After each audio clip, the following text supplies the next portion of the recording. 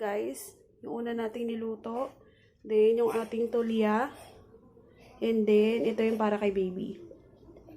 So, ayan, luto na. Yan guys, yung tatlo nating potahing niluto for today. So, today is going to be another food vlog. So, ayan, magluluto tayo ng lunch for today. And, katatapos lang namin na mamalengke. And, as you can see naman ang itsura ko, haggard over so sana. So, ayan. Hindi na ako magpapalit. Mamaya na lang pagkatapos kong makapagluto. Kasi mamaya, kahit na magpalit ako, mahahaggard din ako sa pagluluto. So, let's get started. Ayan guys. Binabad ko muna itong tulya. Hindi ko alam kung anong term. Dito sa tubig. Then, para lumabas din yung mga dumi-dumi niya. And then, nandito na yung mga gagamitin ko. So, iset aside muna natin siya. Then, ito, mamaya ilihiwalay ko kasi half lang naman yung gagamitin ko dito para dun sa sabaw. So, let's get started. So, ito, hindi ko na ipakita sa inyo guys kasi ito ay isasama ko dun sa tulya. Masarap din siyang kasama doon. So, dito muna tayo, magbalat muna tayo dito.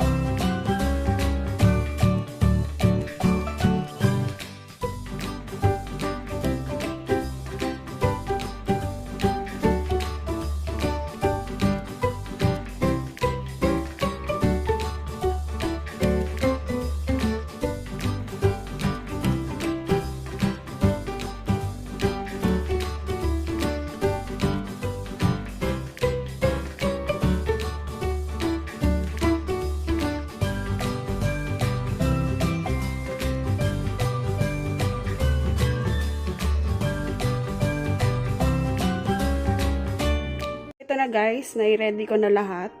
So, ayan. So, ang magka-partner dyan ay ito. At saka yung ito. Yung tulya. At saka ito.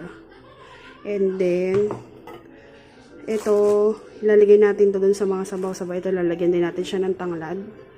And then, itong hibe. At saka ito naman. So, ayan, yung magka-partner. Then, yung bawang. Then, itong hindi ko alam kung anong gulay to guys. So, yun, pag nalaman ko kung ano yung gulay na to, so, I will put kung anong klase siya. Sasabihin ko sa inyo. So, ayan ang partner niya, yung ating buto-buto, yung paigu. So, kalahati lang yung ginawa ko kasi nga, baka di namin maubos. So, more on sabaw kami guys, kasi,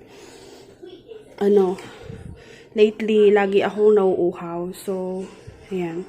More on sabaw tayo. Kasi alam ko ito, mauubos to agad. So, ito yung pang-back up natin na sabaw. So, ayan guys.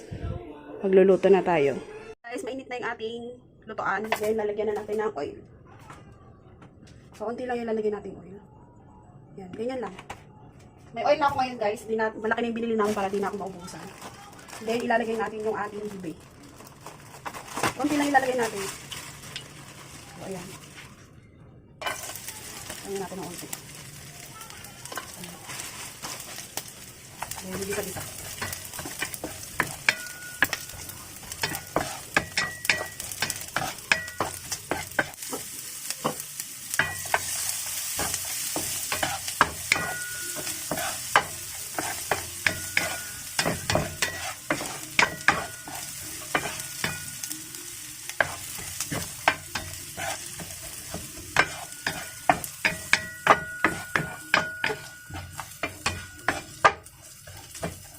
Then, unahin muna natin itong mga matitigas, itong part na matigas, yung bandang stem. Ayan. Then, saka natin ilagay yung dahon. So, mabilis lang maluto yung dahon. So, ito guys, first time ko lang po nagluto. So, ay turo lang sa akin ni Ate Jopay kung paano iluto yung gulay na to. First time ko lang siya nakita kasi I usually buy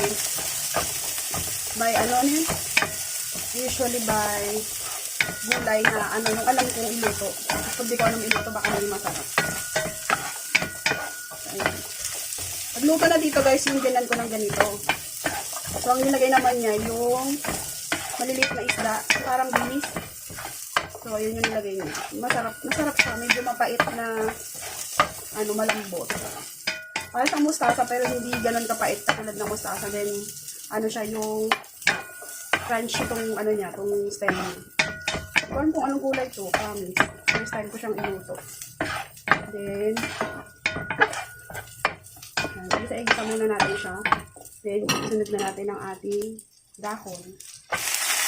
So, pagluluto lang naman guys ng pagkain ng mga Taiwanese, more on ganitong ginagawa nila, more on gisa-gisa. More on gisa-gisa lang mga gulay-gulay dito. Bawang, and, yan, mantika. Kung nakakain na kayo guys sa mga, kainan ng Taiwanese naman. Yan yung pagkain. Tapos lalagyan lang ng konting asin. Then, okay na siya. Pwede na siya kainin. Yan lang kasimple guys. Hindi sila masyadong makondiment sa pagkain. Isa-gisa lang, okay na sila. Ito, ituro lang sa akin. Then, masarap. Alam ko masarap magluto si Ate Jopay. Diba? Hindi lang. Pampalasa. Hindi sila masyado mahilig sa maanak. Kaya natin ang konting sabaw. Ayan. Konting, tapos na ang ating unang gulay. Then, yung susunod naman natin is yung ating sunod naman natin yung ating sabaw.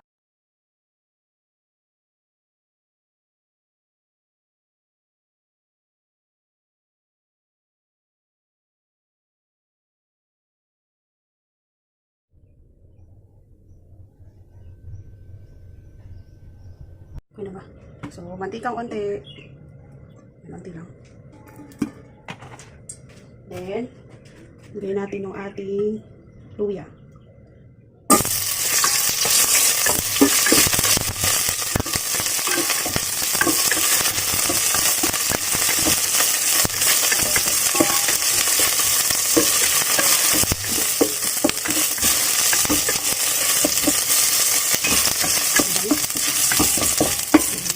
Natin yung ating kapitilang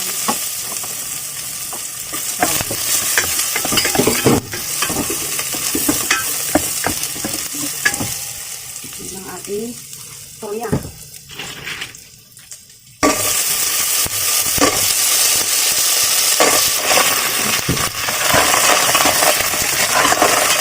Iluto na natin ito guys sa ating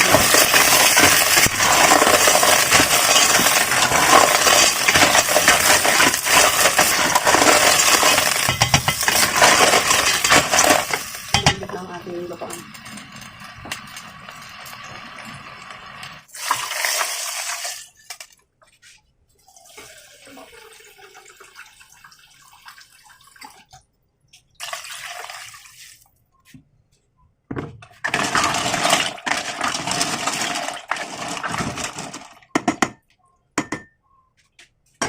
Nilagay na natin ang ating tanglad. Ating pinipit na tanglad. Ihiwalay-hiwalay siya. Surat. Ating tanglad.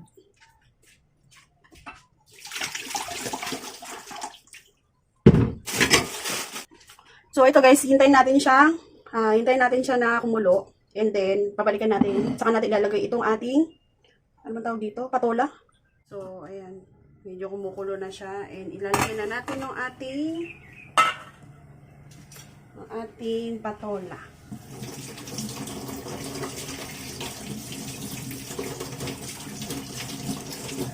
Ating patola.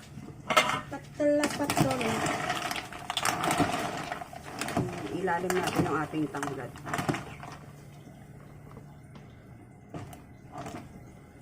Laglag.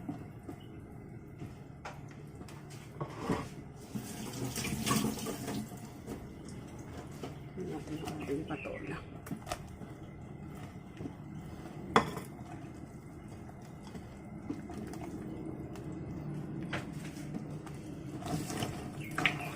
Kasi liliit yung liliit yung laman nito kapag ka alala ko pagka pala sobrang overcook na, liliit yung laman. So, habang hindi pa siya kumukulo, ilagay na natin para sabay na rin ito. Manipis din naman yung yung aking hiwa nito. So,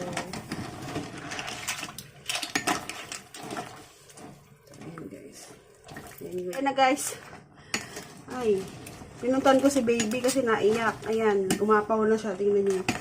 Okay na to, luto na to guys.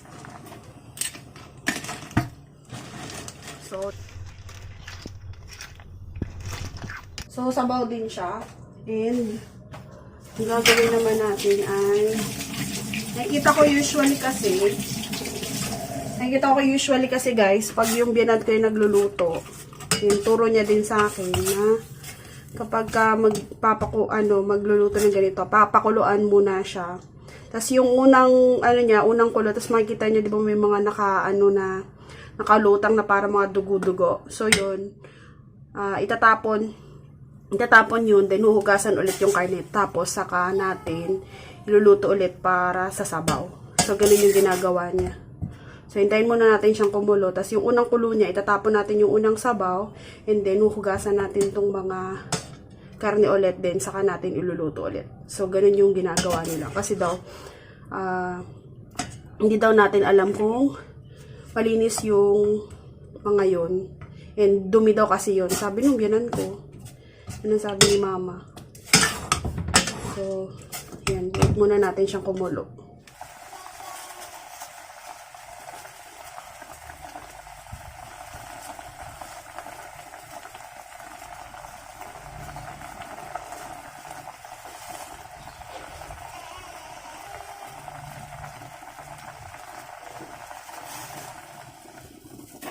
Ayan na guys. So, ang gagawin natin is, huhugasan ko to guys, and mainit kasi to guys. Ayan. Hugasan natin siya. So, ayan guys, nahugasan ko na to ating, so, nahugasan na natin itong ating mga baboy. Papakainin ko din kasi guys si baby, so maganda na rin na sumusunod tayo. So si baby guys naiyak kasi kasama niya si tatay. Si tatay nagmamalagay baby. So ayan. So lagay na natin siya ulit dito. Kasi papakainin ko rin si baby guys nito. Papainumin ko siya ng sabaw. So kailangan talaga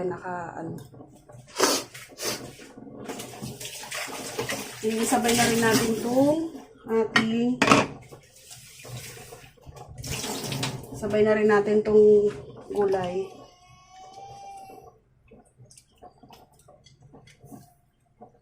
Mapapansin nyo, wala ko nilagay na mga sibuyas. Hindi ko na siya nilagyan. So, ganyan lang. Ayan. Then, wait natin siyang kumulo na. Ayan, kulong-kulo na siya. So, lalagyan na natin ng ating yan. Nahanap na ako, guys, ng anak ko. Sabi niya, nanay, ang tagal mo naman magluto. Nagbabantay ko sa baby ko, guys, si Laugong. Si tatay. Yan, luto na yan. Tapusin na natin to and kakain na tayo. So, ayan na guys, nakaluto na tayo. So, nagpapag siya kasi kakatapos ko lang magluto. Huwag ka na umiyak, mama, titsipin lang. Guys, yung una nating niluto. Then, yung ating tulya. And then, ito yung para kay baby. So, ayan, luto na. Yan guys, yung tatlo nating potahing niluto for today. 那个是招牌教我的呢。他说多放那个什么，那个是什么？那个什么那个烧的那个虾子。然后他说好吃，然后找一找就好了。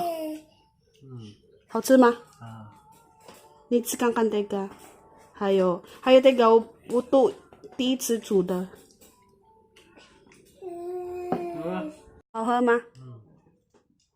刚刚好哦，不用放盐巴哈。不用，因为这个本来就很咸了，你再放盐巴会不好吃。跟那个我们买的一个是不一样吗？另外一个哦，对啊，那个黑的。这个是盐巴里面的，海水里面的。然后一个呢？那个是有人养的。那个吗？那个黑的，那个是有人养的。那个是有人的，这个不是，这个是他们去拿的。哦，难怪比较贵一点。Na lang guys yung natira sa ating niluto. So hanggang mamaya na rin yung gabi. So tapusin na natin dito guys yung vlog and papagupit din kasi si tatay ng buhok. And hindi ako makakapag-vlog ng maayos. So dito na tayo. Dito na natin tapusin. So if you like this video, please give me a thumbs up and don't forget to subscribe and click the notification para lagi kayong updated and informed sa lahat ng videos, uploads, and vlogs ko syempre. So, kita-kita ulit tayo guys sa aking next vlog. Bye-bye! Si Jen!